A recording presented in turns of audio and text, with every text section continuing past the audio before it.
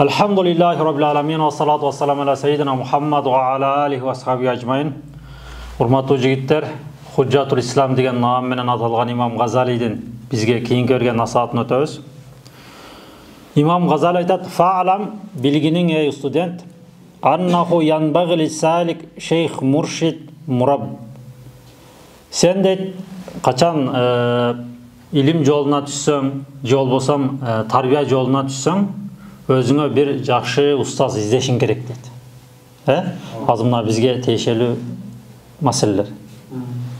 Азыр бул жерде келесилер келип тандап алып окуп атасыңар да бул жерде. Ошол бул жака келип окурдан мурун силер бул жактагы устаздар менен тааныштыңар, Эми бул жерде Имам Газалидин айтканы, ким илим жолуна түшө турган болсо, ал биринчи эмне кылат? Жакшы бир устаз издейт. Бирок ал мындай болушу мүмкүн да. Устаз издегенде сен устаздын деңгээлин билбейсиң да. Мындайсыңда устазды сен бир канча критерийлер менен тандай албайсың, андай деңгээл жетелек десең. Бирок ошондо кандай кылат десе, эң биринчиси ошо жанагы ниет кыласың. Пайгамбар өз хадисинде иннамал амалу бинният, баардык жакшы иштер ниетке жараша болот дейт.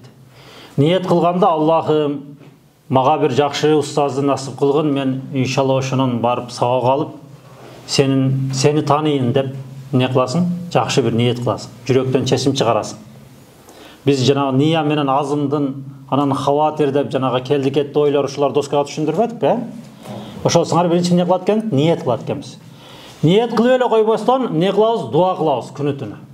Я Аллахым мага бир жакшы илим да бере турган, анан руханий тарбия да бере турган ушул төп тарабы келишкен сонун бир устазды насып кыл деп эмне кылабыз? Дуа кылабыз. Анан дуа кылгандан кийин ошолорду издейбиз. Азыр Кудайга шүгүр, силер ошол нерселерди издеп мына келип отурасыңар. Биз дагы ошентип издеп табып окуп келип атабыз, дагы эле ошентип жанагыдай муктажбыз да бир устазга. Туурабы? Эмне үчүн Алла Таала пайгамбарларды жиберди? Адамдар анткени пайгамбарларга муктаж да. Пайгамбарлар ошол мугалим болуп атпайбы адамдарга? Аларга акыйкат жолду көрсөтүп, туурабы? Жамандыктан тыйып, жакшылыкка буйруп. Ошол сыңары устазды пайгамбарлар өткөндөн кийин анан эмне болду? Ошолордун жолун баскандар. Сахабалар, табииндер, табииндер болуп ошентип биздин заманга чейин келди. Ошон үчүн айтып коет, пайгамбарыбыз хадисинде ал-уламау варасатул анбия. Алымдар бул пайгамбарлардын неси дейт? Мураскорлору. Пайгамбарлар байлык калтырдыбы? Бийлик калтырдыбы? Не калтырды пайгамбарлар? Дин калтырды. Туурабы? Илим калтырды. Эми бул жерде айтайын дегени ошону айтып атат. Анан негизи жигиттер биз айтып элек башка сабактарыбызда мафатихул илим арба. Илимдин ачкычы канча болот дедик? 4. Ошонун биринчиси шейхун фаттах дейт. Ачуучу шейх болуш керек. Ачуучу устаз болуш керек. Мындай сени ачканчы. Анан сен ага да өзүң аракет кылышың керек. Анан мен мындай эле отуруп туруп, мага бир күчтүү устаз келсе, мээримди ачып туруп, анан тарс 10 жылдык сабакты 2 айда мээриме куюп койсо, анан мен 10 жыл барып окубай эле 2 айда алым, олия зат болуп кетейин. Жок, андай эмес. Түшүнүп атасыңарбы? Сен да эмне кыласың? Ошондой устазды аракет кыласың. Бирок негизи ооба. Мындайда жигиттер, бул практиканан дагы көп эле көрүп атабыз. Бир сабакты, мисалы азыр мына жерде Маңзуматул Байкуния мусталах хадис боюнча деп коелу. Мусталах хадис боюнча сен өзүң 5-6 китеп окудуң да. Мейли 10 китеп окудуң. Бирок сен бир устаз менен окусаңчы, ошондо эмне болот? Сага ошол устазың ал сага бир китептен сабак бергени менен өзү биякта 20 китеп окуп келген да. Сага ошол бир эле китепти берип атып, бияктан толтура китептердин несин берет? Пайдасын сага берип кетет да. Ошон үчүн жигиттер карагыла. Бул шариат илими, айрыкча шариат илими. Бул устазсыз алынбайт. Сөзсүз устаз керек. Сөзсүз мугалим керек. Түшүнүп атасыңарбы? Сөзсүз мугалим керек. Азыр жөн эле мисалы, акыйданы карап ачып окуп көрчү. Туурабы? Өзүнчө окуганда бир мындай түшүнгөндөй болуп кете бересиң, бирок устаздар менен окусаң, устаздар эмне кылат сага? Сага айтып берет. Бул жерде биринчи айтканы ошол Шейхун Фаттах деген ачуучу устаз деген ошол да. Анан экинчиси Кутубун Сиха. Туура китептерден окуш керек. Экинчиси эмне экен? Кутубун Сиха. Туура китептер. Туура китептер деген сөз кандай? Ошол жана пайгамбарыбыз келип үйрөттү сахабаларга. Сахабалар динди үйрөнгөндөн кийин кимдерге үйрөттү? Табииндерге. Табииндер, табииндер болуп отуруп, ошо биздин убакытка чейин эмне болду? Дин жетип келди да. Ошонун бери келаткан 14 кылымдан бери келаткан туура китептер бар. Ошондой китептерден алыш керек. Мисалы биз мына фикх боюнча Ханафи мазхабында авторитеттүү китептер, жанагы Зохир ривая, анан фатва китептер, анан мутун китептер деп бөлүп айтып атабыз. Акыйданан дагы ошондой, тасаввуф илиминде дагы ошондой деп айтып атабыз да. Негизи жигиттер бул китеп жаатынан келе турган болсокчу, китеп жаатын азыркы күндө, азыркы учурда мындай көчүрмө болуп калды да көп китептерчи. Мурда мисалы алымдар 20 жыл окуп, анан 40 жыл, 50 жыл сабак бергенден кийин анан китеп жазган да. Азыркыларында бири-биринен көчүрүп туруп эле эптеп жазып коет. Айтайын дегеним, азыр китеп көп. Бирок туура эмес китептер дагы көп да. Түшүнүп атасыңарбы? Туура эмес. Ахли сүннат вал жамааттын акыйдасына туура келбеген китептер дагы көп. Ошон үчүн мен дайым сабактарда айтып келем. Азыркы күндө маалымат алуу оңой, маалыматка жетүү оңой. Туурабы? Мисалы интернет булактары бар, Шейх Google бар, туурабы? Маулана YouTube бар дегенде, туурабы? Устаз Instagram бар, мисалы да. Ошол жактардан сабак алып коюу оңой эле, мындай маалыматка жетүү оңой. Бирок маалыматтардычы сортировка кылыш кыйын да. Түшүнүп атасыңарбы? Ошон үчүн биз силерге мына жерде кантип сен кайсы китептерди окусаң бул туура китептер деп биз силерге эмне кылып атабыз? Айтып берип атабыз. Бул тууралуу жигиттер Абдуллах ибн Мубарак Ал-иснаду минад-дин ва лаула иснад лaqala man sha ma sha деген сөзү бар. Бул алым айтат, бул иснад деген жана чынжырча деп айтып атпайбызбы? Чынжырча бул динден. Эгер чынжырча болбогондо адамдар каалаган нерсесин айта бермек дейт да. Ушул сыңарычы бул жанагы шари илимдер дагы пайгамбарыбыздан келаткан чынжырча менен алынат. Бул жанагы туш келген эле кичине араб тилди үйрөнүп алган адамды эле алып келип туруп тафсирден, хадистен, философия сабактарынан, акыйда, мантыктардан сабак ала бербесиң. Ал эмне болот? Тияктан бери чынжырча болуп келаткан, чынжырча менен келаткан устаздардан алынат да. Ошон үчүн биздин үммөтү Мухаммаддын 20-нан ашык өзгөчөлүгү бар. Жигиттер башка үммөттөр боюнча бул тууралуу жанагыдай пайгамбарлар баяны деген китептерде дагы айтканбыз. Ошонун бирөөсүн иснат да. Иснат деген эмне экен? Чынжырча. Ошо чынжырча менен келаткан аалымдардан эмне кылабыз? Сабак алабыз. Эми ошо чынжырча тууралуу негизи бул Ахли сүннат вал жамааттын аалымдары тууралуу сабактарыбызды айтып келебиз. Азыр дагы бир Али радиаллаху анхунун сөзүн айтып коелу. Али радиаллаху анхунун мындай сөзү бар экен. Уңзуру амман тахузуна хадал илм фа иннама хуа дин. Али радиаллаху анху айтыптыр. Карагыла, силер илимди кимден алып жатканыңарды карагыла. Кимден алып жатканыңарга көңүл бургула. Анткени ошол сен окуп аткан илим бул эмне деген экен? Ошол сенин диниң деген экен да. Ким айтты муну? Али радиаллаху анху. Андан сырткары ошол Аснад ал-Хатиб ил имам Маликтен риваят кылып Хатиб Багдади айтып атат. Бул илим дейт, илим 4 адамдан алынбайт дейт. Биринчиси сафих дейт. Сафих деген сөз акылсыз адамдан илим алынбайт дейт. Экинчиси каззаб дейт. Жалганчы адамдан илим алынбайт дейт. Туурабы? Мисалы, акылы кирди чыкты, же болбосо бир жалган көп сүйлөгөн адамдардан илим алынабы? Айрыкча шариат илимин айтып атам мен. Жок, алынбайт. Ал эми үчүнчүсү сахиби хава дейт. Бул жанагы өзүнүн нафсы каалоолорун көп ээрчигендер.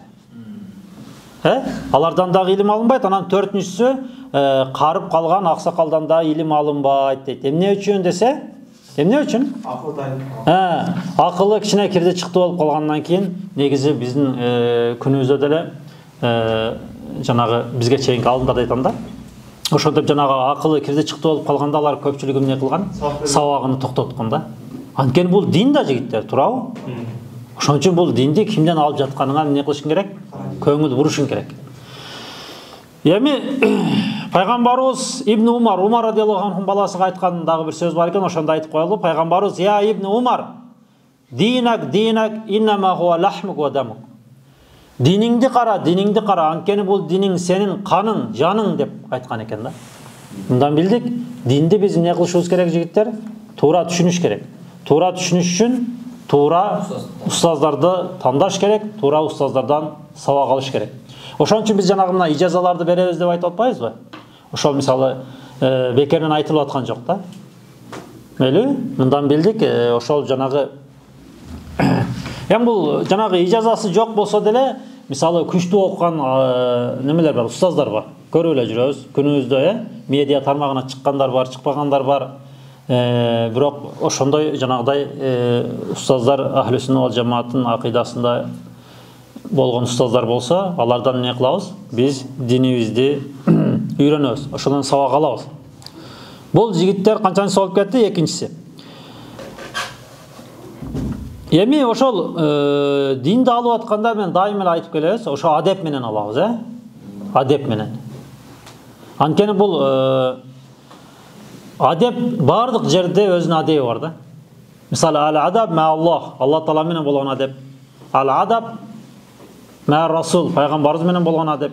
Ал-адаб ма аулия, олиялар менен. Ал-адаб ма улама, ал-адаб ма нас, адамдар менен болгон адеп да. Ошол адеп менен алабыз. Адепсиз болгон илим бул эмне болот? Болбойт да. Дайым эле сабактарыбызда айтып келебиз го. Ал-илм била амал жунун.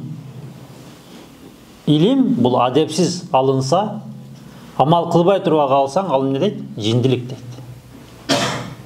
дейт. Ал-амалу кабла илим болсочу ла якун дейт.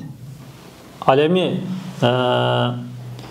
эч нерсени билбей туруп эле анда амал кылып кетсең, анда ал болбойт дегени, сен аны бир күн эмне болуп адашып кетишиң мүмкүн да. Бул эми экинчиси жигиттер. Үчүнчүсү акылун раджах дейт. Илим алганда. Сен аябай акылдуу болушуң керек да. Туурабы? Эгер акылың жакшы болбосочу, негизи эле илим ала аласыңбы? Кыйын да. Ошон үчүн жигиттер, бул акылды Кудай Таала берип атпайбы бизге? Бул чоң бир немат да. Түшүнүп атасыңарбы? Сени Кудай Таала акылдуу кылып жаратканы бул эмне экен? Чоң бир немат. Эгер акылың болбогондо эмне кандай кылмаксың? Отурат белең ошол жерде? Ошон үчүн биз шүгүр кылышыбыз керек да. Акыл бул чоң немат. Бул канчанчысы? Үчүнчү. Ал эми төртүнчүсү эмне экен? Ал-мудавамат ва илхах. Дайым ошо илим алган учурдачы жигиттер, илим алган учурда дайым тынбай аракет кылыш керек да. Дайым тытыныш керек, жулунуш керек. Күндө бир жаңы маалымат алып, ошого амал кылып, ошого аракет кылыш керек. Эгер андай болбосочу, сен анда жылбайсың ордуңдан. Ордуңдан эмне кылыш? Жылыш кыйын болот да. Ошон үчүн азыр мына жерде көп балдарга сабак берип атабыз, Кудайга шүгүр, мындай. Негизи балдар мындай да. Сен сабагын айтып берип, ошол жерде ошол теманы сурасаң, көп бала айтып бере берет. Бирок мындай 1-2 күндөн кийин айтсаң жок да, ошол нерсечи. Ошон үчүн карагыла жигиттер, силерге маалымат берип сабак берет устаздар. Сен эмне кылышың керек? Жазып калыш керек. Мен дайым айтып келем, жазган калат, уккан учат. Ал эми сүрөткө тартып алган галереяда калат деп айтып келем дайым. Ошон үчүн отур, сен мына уктуңбу, түшүндүңбү бир маселени? Ал сен азырындай деңгээлиң арабчанан шыр окуп, арабчаны жакшы түшүнүп, анан арабчанан чыгарыш кыйын болот даган, жанагы устаз айткан маалыматты түшүнөсүң, айткан жанагы темага байланыштуу маселелерди түшүнөсүң. Бирок ошону арабчасыга карап салыштырсаң, арабчасы экөө мындай жакшы чыкпай калат да сага. Мындай сага жакшы арабча жакшы болбогондуктан эми кээ бирлериңе айтып атам. Анан ошондой болгон учурда сен эмне кыл? Шыр жаза калгыла да. Отуруп эмне кылгыла? Жазгыла да. Ошон үчүн кээ бир балдар бар, ама акылга да ишенип кетип, көп неме кылбай калат, Бизде жанагыдай сөз бар го. Акылсыз уручка кээде акылдуу башка караганда эмне болот? Кыйын болот дейт да. Бул деген ошо жанагы жаза калсаң, анан эмне болот экен? Пайдасы тиет, анан сөз кайтат. Бул тууралуу зейин тууралуу мисалы Имам Бухаринен да суралган экен. Имам Бухари билип атабыз, азыр хадис китептерин өтүп атабыз. Сиздин мындай зейинге, мындай бир кургозоруңузду өстүрүп, мындай бир ой жүгүртүүгө тез сактап калууга кантип жеттиңиз десе Имам Бухари. Мен күндө ошол сабактарымды караймын деген да. Мисалы күндө караш керек да. Мисалы азыр биз кичине бир маселени түшүнөбүз, ошо ойдан эмне болот? 3-4 айдан кийин анан ошо маселени дагы карайсың да. Жок, ошону күндө карай берсең, утуру барган сайын эмне болот? Аз-аздан куралат. Биз билебиз, тамчы эмнени тешет дейт? Ташты. Тамчылап отуруп эмне болот? Таш тешилет дейт да. Ал эми чоң эле суу келсе эмне болот? Агызып кетиши мүмкүн. Түшүнүп атасыңарбы? Ошон үчүн жигиттер мындай да. Жанагы зээнди өсүрүү тууралуу атайын өзүнчө сабактарыбызды кылабыз. Бирок азыркы нерсе ошол. Утуру жазып, утуру эмне кылгыла? Сактаганга аракет кылгыла да. Анан жанагы маалыматты алып эле, маалыматка аябай бай болуп туруп, анан ошол бойдон калып кетпеш керек да. Биздин шариятыбыз башка илим билимден айырмасы жигиттер. Биз ошол алган нерселерге эмне кылабыз? Амал кылабыз, ошону иш жүзүгө ашырабыз да. Ошон үчүн алым кылган амалы менен алым болот да. Элби? Алым башка, ариф башка деп айтып калабыз го. Ариф деген эмне? Билүүчү. Ариф дегенде көбүнчө мына суфизм илимине таандык болгон, суфи болуп жүргөн алым олия заттар болгон. Анан ошолор кээде алымдар ошолордон эмне кылган? Сурап турган да. Карасаң, мисалы буга кимдин окуясын айтып келдик? Ахмад ибн Хамбалдын окуясын айтып келебиз. Ахмад ибн Хамбал качан төрөлүп, качан өлдү? 164 төрөлүп, 241 дүйнөдөн кайтты. Карала, 4 мазхабтын имам башчылары тууралуу бир сире айтып коелу. Абу Ханифа качан төрөлдү? 80 төрөлүп, 150 хижри жыл сынагы менен. Имам Шафийчи?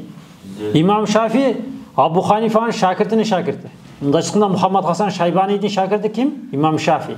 Имам Шафий 150 төрөлүп, 204 дүйнөдөн кайткан. Экөөнүн ортосунда жаш жагынан алып караганда экөөнүн ортосунда ким бар? Имам Малик бар. Имам Малик 93 төрөлүп, 179 дүйнөдөн кайткан.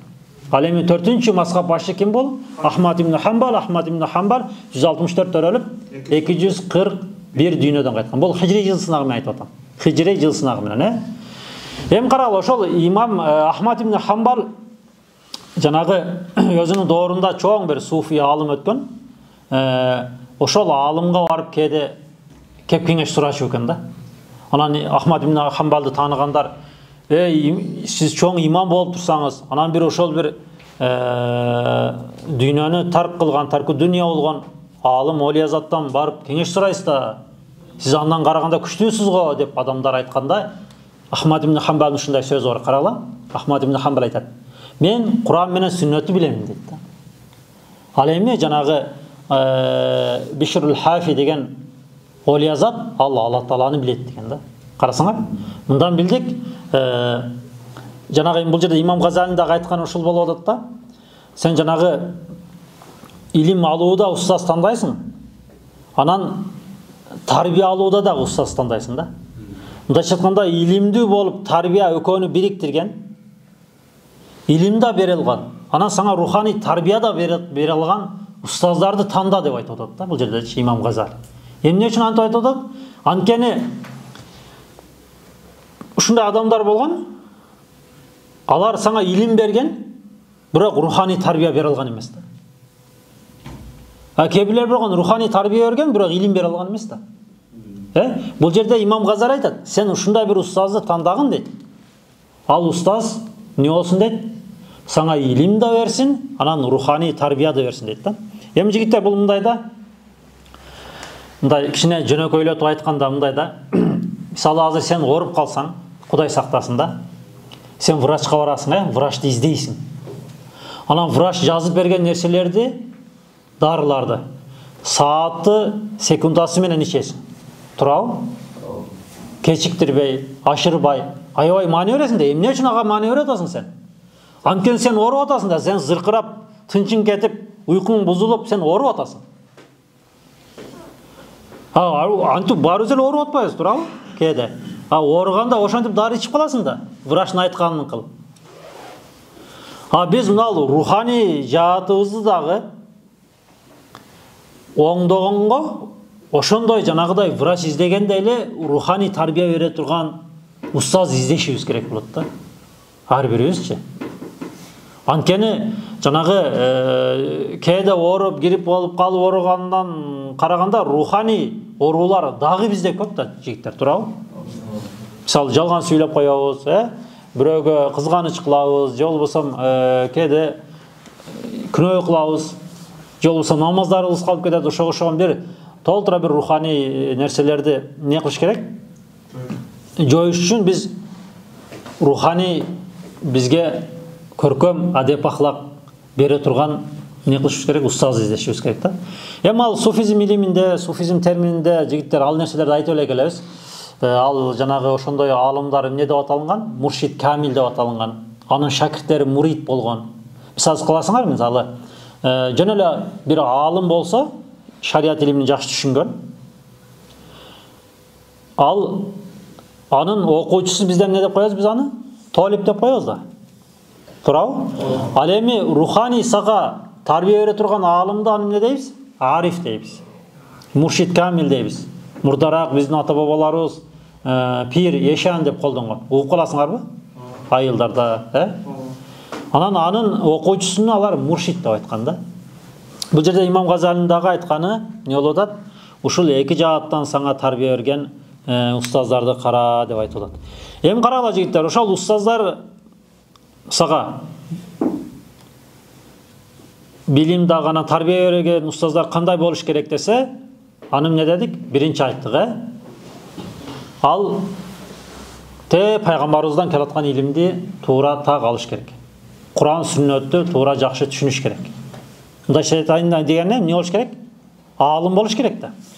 Биринчи эмне болуш керек экен? Биринчи шарты аалым болуш керек. Экинчи шарты хобби дуния, жанагы дүйнөгө кызыкпаш керек дейт. Үчүнчүсү хоббу жах, жанагы мансапты жакшы көрбөш керек. Түшүнүп атасыңбы? Мындайча айтканда, шариаттан чыкпаган жакшы аалым болуш керек дейт да. Анан төртүнчүсү дайым зикир пикир менен жүргөн, анан киллатул акл ва шурб, аз тамак жеген, ва киллатун наум, аз уктаган, касрату сала ва садака ва сом, көп намаз окуган, ораза туткан, зекет берген деп ушундай адамдарды изде дейт да. Биз жанагыларды айтып эле жүрөбүз го. Жанагы киллату таам, киллатул калам, киллатун нас деп. Кара.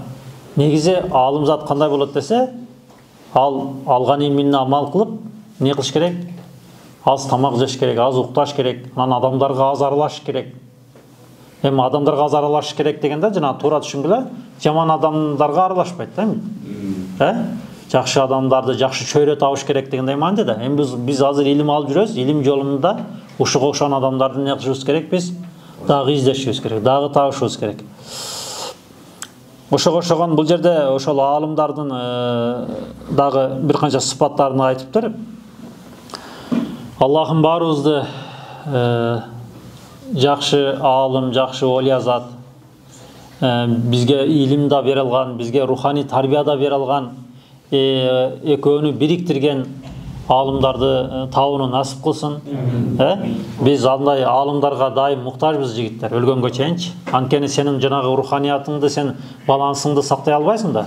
Кээде иманың эмне болуп кетет? Алсырап кетет, кээде күчөп кетет, Ушундай болгон учурда жанагы устаздан барып сен илим билим алып, анан жанагы өзүңдүн жанагы руханиятыңды оңдош үчүн андан жанагыдай зикир пикирлерди алып, жигиттер бул жерде азыр мисалы немени өтүп атабыз, руханият жаатыбызды карап атабыз. Мисалчы, Bir күндө bir жумалык немебиз бар, руханият саатыбыз. Туурабы? Ошондой көнүгүүлөрдү аткарып атабыз. Мисалы мына Кудайга шүгүр багымдат намаздары, тахажжуд намаз, ким орозо тутту, ким пайгамбарга канча салават айтты, ким канча истигфар айтты деген нерселер болуп атпайбы? Ушулардын баары ошол сенин руханий тарбияңды алып мындай жогорку бир деңгээлге жеткирүү үчүн ошондой нерселер уюштурулуп атат да. Ал эми илим билим жаатын устаздар не кылып атат?